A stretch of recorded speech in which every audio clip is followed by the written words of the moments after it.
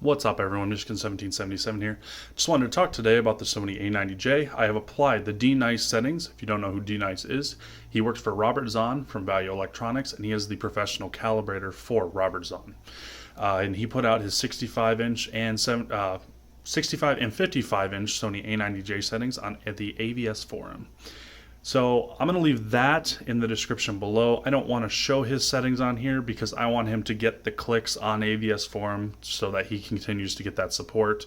But I just wanted to tell you about my impressions on his settings and if I recommend them. He basically gives you SDR, HDR10/HLG settings, as well as Dolby Vision settings. And my impressions, I went from being incredulized by the image to being immersed in the image, and that is a huge difference. Colors are extremely accurate now. I noticed that the black detail is much better. I noticed that none of the colors feel like they're overpowered versus the others, and overall I'm just extremely impressed by the work that has been done. He does give the full 20-point white balance as well as all the color management settings, and he has basic and enhanced settings. But before you do that, I need to say you're going to have to unlock your 20-point settings for your TV, and you might not know how to do that because you have to get Custom for Pro and Custom for Pro 2 in your picture mode settings. So I'm going to tell you how to do that at least, and I'll do that in just a moment here. I just want you to appreciate how good this looks even off camera. The colors are so natural, and I cannot believe it. And I do also I recommend you use the HDR10 or his HDR10 settings for gaming as well. They work out really nicely. I haven't had any problems with those, and they make the games actually stand out a lot more. So yeah, that is basically it, but I'm going to go in and show you what you need to unlock the balance now. So you'll go home, and then you will go into your apps, and I have it downloaded already, but you're going to have to go in and download Calman for Bravia. Okay, Calman for Bravia. All right, and then when you open the app, I don't want to open the app because my IP address is showing, and I'm not editing this video. Basically, what's going to happen, in the upper right corner, you're going to be giving an IP address, which is going to be yours. What you want to do is you want to go on your computer or on your phone, and you're going to type your IP address followed by a colon with the number 9022 following it. It'll basically go through on the network and say, oh, this TV is registered, and now you've unlocked your 20-point white balance. So your IP address should look, hopefully you can see this, something along the lines of this. Ooh, this is going to be tough to see, guys. I'm sorry. I'm going to have to turn my picture off here. All right, there we go. That works. So basically, yeah, it's going to look something like 192.173.1.111:9022, and that will unlock the settings for your 20-point white balance. And from there, when you go into your picture settings and whatnot, you'll be able to access the Custom for Pro 2 and Custom for Pro 1, as well as in your advanced color adjustments now, you'll notice there is actual 20-point as opposed to 10-point white balance. So yeah, that's basically it. I'm going to play one more sample video here. I've played it a few times, the Peru one before, and I know you've seen it before, but that is seriously my favorite demo. I think it is the most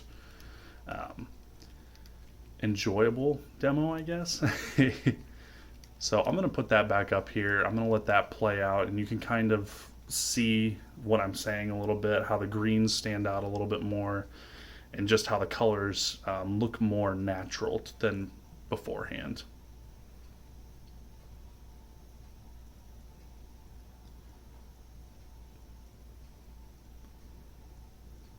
Now there is going to be what you see as a black crush in this video more than likely. I do not have the dynamic range on my phone to fully express the amount of color detail that is being going on in this video.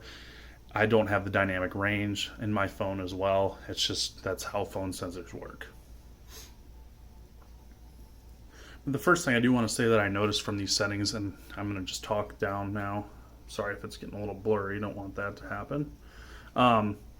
The grayscale looks a lot better. I don't feel like it's hinting toward red or to blue or green too much. It feels perfectly neutral. I also noticed that in, like I said, the black levels, a lot more detail. The greens don't feel too overly vibrant, which is exactly the way I want them to feel. I don't want them to feel like they're jumping off the screen because they're neon colored like Samsung does. And I also noticed one of the things that I really notice blues, skies and whatnot, especially in games, especially in movies and whatnot. If the blue is too blue, it really draws my eye away and kind of takes me out of the immersion. This really does well at neutralizing the blue in skies and not making them look unnatural. So yeah, all around, I would say it's very important. Not very important. I would definitely recommend giving these a try. And if you don't like them, don't put them on. Or reset your TV and run your previous settings. But I definitely don't want you to take away from this video that, I'm just hyping this up. It's going to be the answer for your TV, because sometimes it might not look as good on your TV. You never know. There is panel to panel variation. So I just want to make sure that you know that before going in. But I do want to say for gaming and whatnot, especially, this looks better.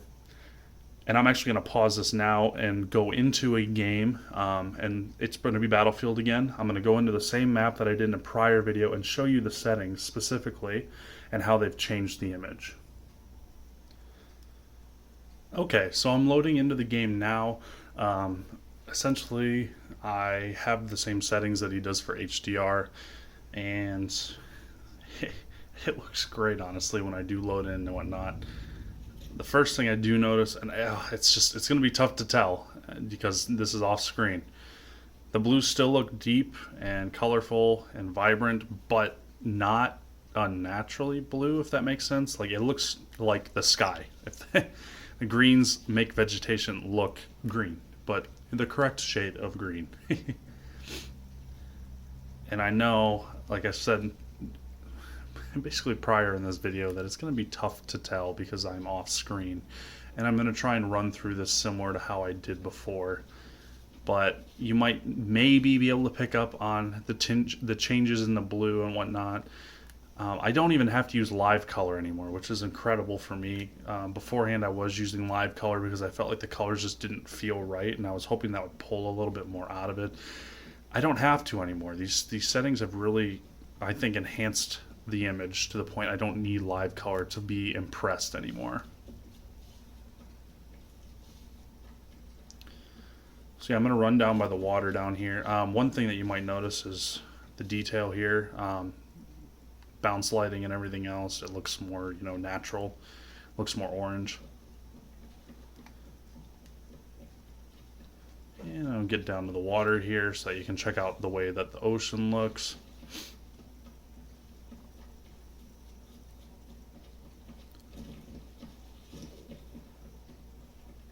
And you don't gain a ton of specular detail, I need to say that, but the gray being more evened out makes the clouds look more natural, which is nice. And then the teal in the water still stands out, but it's not overly vibrant, which is a good thing. That was one issue that I had, was like a teal colors and whatnot kind of made the were a little bit too exaggerated in the water, I guess. And yeah, all around, just fantastic. D-Nice did a great job putting these settings out, and I definitely recommend giving them a shot. All right, show you the pinks here. Nice, colorful pinks that don't look ridiculous, which is nice. They're not neon colored. They look like real flowers would, color-wise.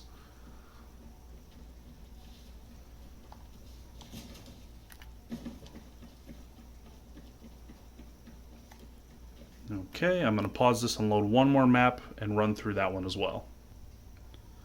Okay, now I'm loading into Arras, which is another great looking map on this game. I want to show you the details on this map, the colors.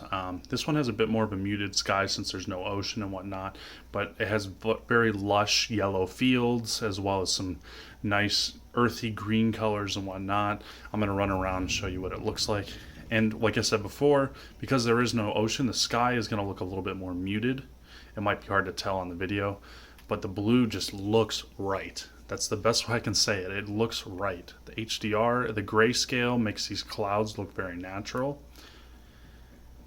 And like I said, I'm not using live color. This is just his settings. And I'm going to leave them in the comments, like I said, or in the description below so that you can pick up on them. But yeah, looking at the fields, beautiful yellows. It doesn't feel oversaturated or anything. It feels like the sun is reflecting off and making a yellow hue. The green in the trees look very natural as well.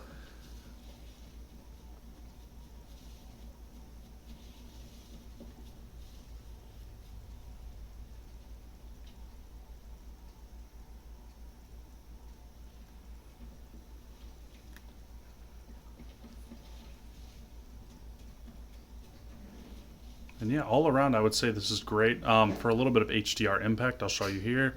There's some embers that come up off the ground and give you a little bit of HDR. Yeah, those look detailed, look very nice, and I would say all around I'm impressed.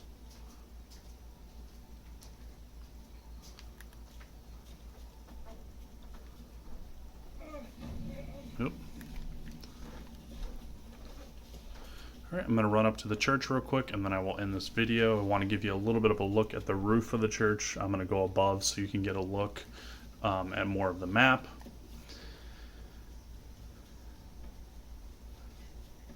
And I know this is a longer video. I don't normally like to do long videos, but I just really want to hype up how good these settings look. A little bit of red.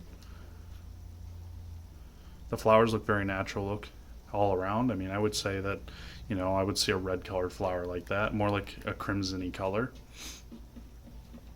Even in shadows, it maintains good detail in the colors.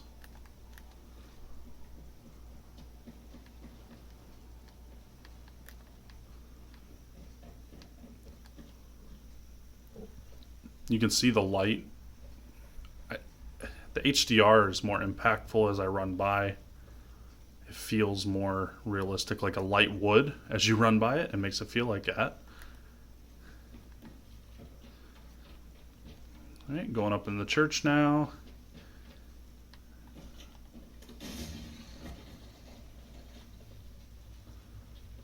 Just getting a look out in the distance. You can kind of see how everything looks. How the clouds, because of the grayscale being more professionally done, looks a lot smoother, looks cleaner. And just the amount of color and depth in the color really adds to the immersion of the game and adds to the immersion all around. I can't say it enough. I recommend these settings. Give them a try. And if you have questions, sit down in the comments. Let me know. Please like, comment, subscribe. I like doing these videos for you. I want you to know that people are supporting this TV and they want you to enjoy the panel that you bought. So if you have questions, please reach out. If you plan on buying this panel, please reach out with questions. I'm always going to answer. I try and answer every one of your comments. And subscribe. I want to keep uploading these videos for you. This TV is not going to go away, and I think for the next 2 years, even as this panel goes down in price next year as well, people might find this to be an intriguing purchase. Anyway, I'll talk to y'all later. Thanks for watching, and I'll see y'all tomorrow.